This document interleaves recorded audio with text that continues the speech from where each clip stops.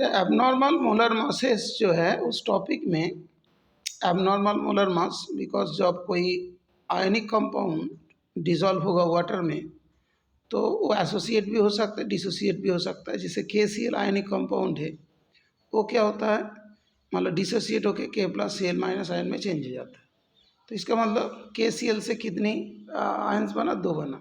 तो KCl का vendor factor कितना हुआ, 2 हो गया। KCl से K+Cl- है, इसका वेंडो फैक्टर कितना, 2 हो गया। सिमिलरली AlCl3 होगा तो इसका वेंडो फैक्टर कितना होगा, 4 हो जाएंगे, इसका 3, इसका 1, ठीक है, लाइक दैट। तो कोई भी जगह पे जो मतलब आयनिक कंपाउंड होती है तो उसके लिए क्या करना पड़ेगा कि वेंडो फैक्टर से इंटू करना पड़ेगा। ओके, तो वेंडो फैक्टर जैसे मान लो कॉलिगेटिव प्रॉपर्टी हम लोग जानते थे, जो I इक्वल्स टू, जैसे हमारा elevation of boiling point, depression of freezing point, जितने भी फॉर्मूला था कॉलिगेटिव प्रॉपर्टीज रिलेटेड, उसमें I से इंटू होगा। I इक्वल्स टू Na, मैंने बोला था ना, I इक्वल्स टू INA, ऐसे करके Indian National Army, IOC Indian Oil Corporation, observe अपन कैलकुलेटेड। और ये तो जानते हो वेंडो फैक्टर अभी अभी जैसे NaCl का बोला तो 2/1, that will be 2 number of moles particles after this association dissociation and before association और डिसोसिएशन। Okay, IAD। तो इसमें जितने भी फार्मूला है उसमें delta TB equals to KB into M होता है, उसको I से इंटू करेंगे। Delta TAB equals to KB into M, उसको I से इंटू करेंगे। Pi equals to that is nRT अपन भी होता है, उसको I से इंटू कर देंगे। ओके, अब इसके न्यूमेरिकल की बात करते हैं। न्यूमेरिकल NCERT बुक में 2 दिया है। 2 gram of benzoic acid dissolved in 25 gram of benzene shows a depression in freezing point equal to 1.62. Molar depression constant for benzene is 4.9 kg per mole, Kelvin kg per mole. What is the percentage association of acid if it forms dimer in solution? तो यहाँ पे तुमने देखा कि dimer बना रहा है, कौन, बेंजोइक एसिड। कहाँ पे, बेंजीन में जब डिजोल्व किया, दैट मीन्स 2 बेंजोइक एसिड मिलके एक मान लो डाइमर बनाएगा। ओके, तो हम लोग क्या करेंगे, इसमें कॉलिगेटिव प्रॉपर्टी जो W2 है, ये तो जानते हो W2, तो ये कौन सा सॉल्यूट है, केफ जो है उसके वैल्यूज गिवन है। W1 25 ग्राम है, डेल्टा TF 1.62 केल्विन है। अब ये सब चीज़ से हम लोग का क्या आ गया, मोलर मास फाइंड हो गया। ये तो मोलर मास फाइंड हो जाएगा, है ना, M2 के वैल्यूज। ये वाला कौन सा, KF हो गया। उसके बाद ये जो हो गया तुम्हारा 2 ग्राम W2 अपॉन ये वाला M2 और 1000 अपॉन ये जो 1000 ग्राम पर केजी और डेल्टा TF, इससे M2 आ गया। M2 अभी कितना है, 241.98। क्या the experimental molar mass of the benzoic acid 240.98। लेकिन एक्चुअली बेंजोइक एसिड का मोलर मास कितना होता है वो पहले हम लोग चेक कर लेते हैं। बेंजोइक एसिड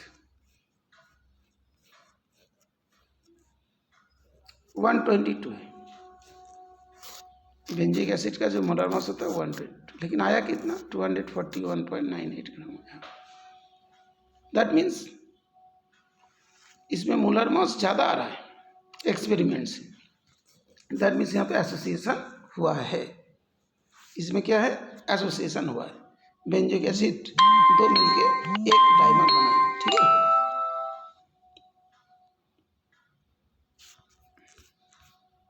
तो नॉर्मल मोलर मास और ये जो कैलकुलेट करके आता है उसको बोलते हैं एबनॉर्मल मोलर मास। अब इसको सॉल्व कैसे करेंगे, तो सॉल्व करने के लिए ये जो तुम्हारा दिया ना 2C6H5COOH, ये डाइमर बना है।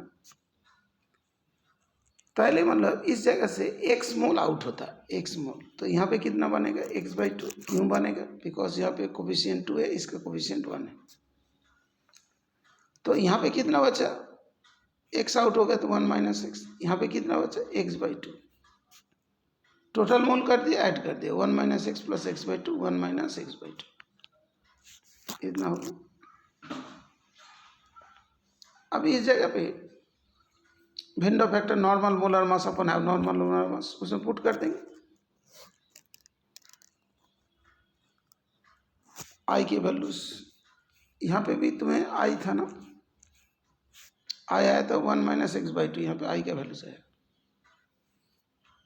1 - x/2। सॉरी, नॉट 1 - x/2, ये तो टोटल मोल था। और इनिशियल कितना मोल था? ये जब इसको ऐड कर दिया टोटल मोल्स आ गया, ठीक है।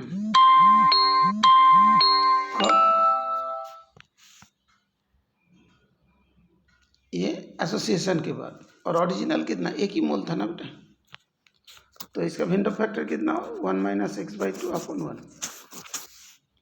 और पहले विंडो फैक्टर इससे भी आ जाएगा, नॉर्मल मोलर मास अपन नॉर्मल मोलर मास, दोनों को इक्वेट कर देंगे।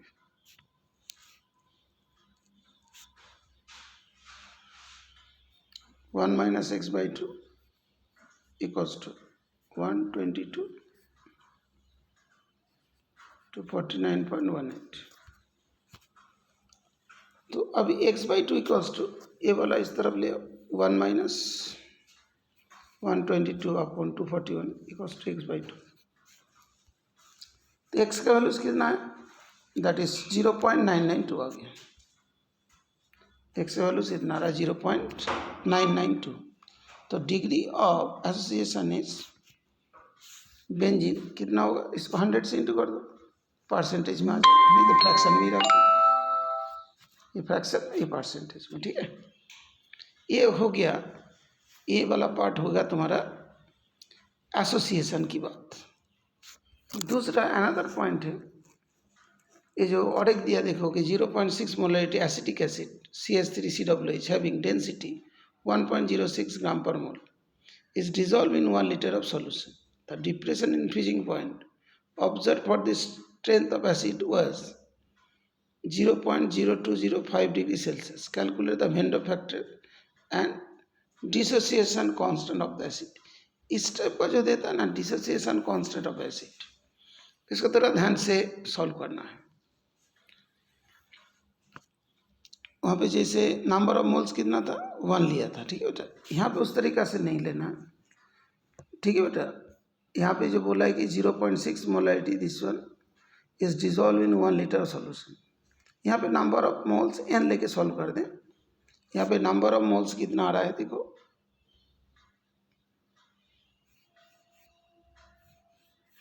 इतना मोल्स आ रहा है।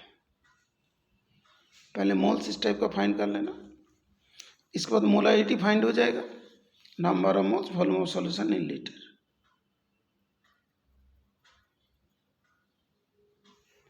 ओके, अच्छा, डेल्टा TF केव इंटू एम 0.0197 केल्विन आ गया। ओके,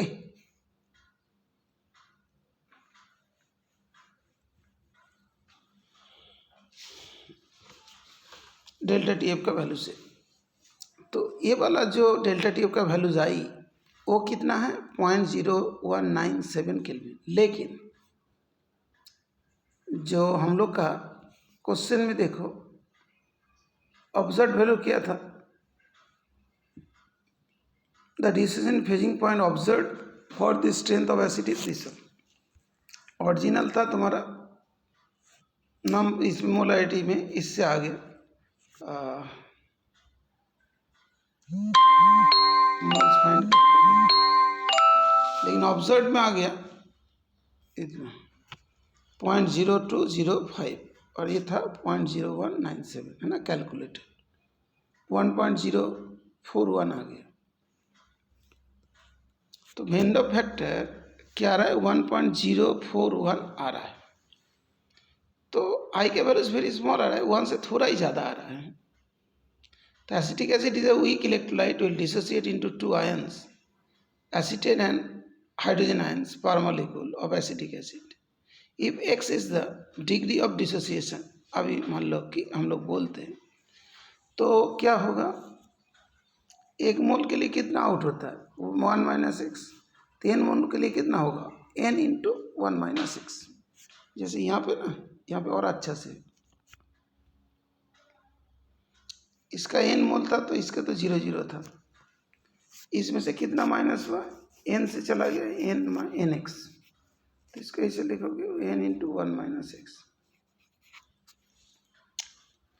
और यहाँ पे कितना बनेगा एन एक्स मोल, यहाँ पे भी एन एक्स मोल चला जा रहा है तो एन एक्स मोल बन सकता। तो अभी वेन डर फैक्टर मतलब क्या होता है, जो total number of moles after dissociation, तो इसको ऐड कर देंगे तो कितना होगा, एन माइनस एन एक्स था, फिर एन एक्स, फिर एन एक्स, एक काट जाएगा तो आ जाएगा n into n plus x, that means यहाँ पे लिख सकते हैं n इंटू 1 प्लस एक्स, तो इसका वैल्यू जाएगा 1.041। अभी degree of dissociation of acetic acid find करना है, तो देखो इसमें जो आया, और एक बार बता देता हूँ, टोटल तो वेन डर फैक्टर इतना है और वहाँ पे इतना है, दोनों को बराबर कर दिया, एक्स वैल्यू कितना है 0.041, ठीक है, एक्स के वैल्यूज आ गया, डिग्री ऑफ डिसोसिएशन। तो उस टाइम में CH3COOH का कितना था, यहाँ तो इतनी थी, उसके वैल्यूज भी आ जाएगी।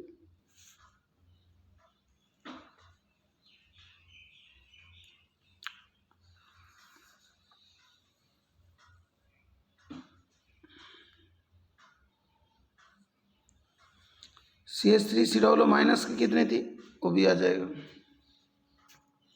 और H प्लस आयन का कितना था इक्विलिब्रियम के टाइम में NX था।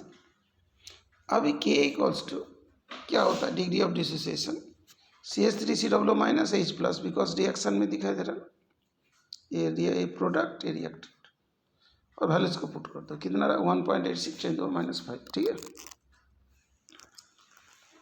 अच्छा,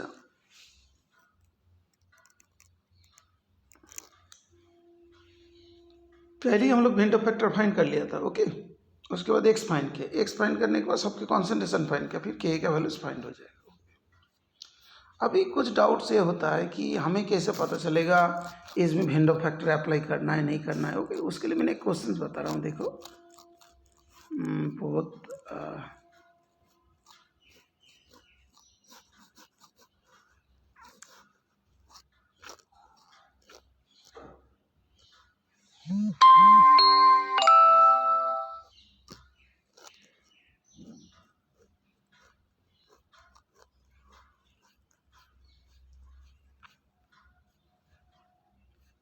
ये देखो, यहाँ पे कुछ जगह पे तो मेंशन कर determine the amount of CaCl2, ionic compound है ना, इसमें आई के वैल्यूज दे दिया 2.47, कभी बार नहीं देते, तो इसमें मान लो कि कोई जगह पे ऐसे लिख देते हैं कंप्लीट डिसोसिएशन, दैट मीन्स इसमें आई के वैल्यूज कितना होगा, कैल्शियम का 1 आयन और क्लोरीन का 2 आयन, दैट विल बी 3, ठीक है। इसलिए जहाँ पे भी आयनिक कंपाउंड दे देगा वहाँ पे क्या होगा, वेन डर फैक्टर कॉन्सेप्ट को यूज़ कीजिएगा, ठीक है। तरनदीप, तुम्हारा एक दिन इसको बारे में डाउट था, इसीलिए अभी बताया, समझ में आ गया तो बता देना, ये सर आ गया।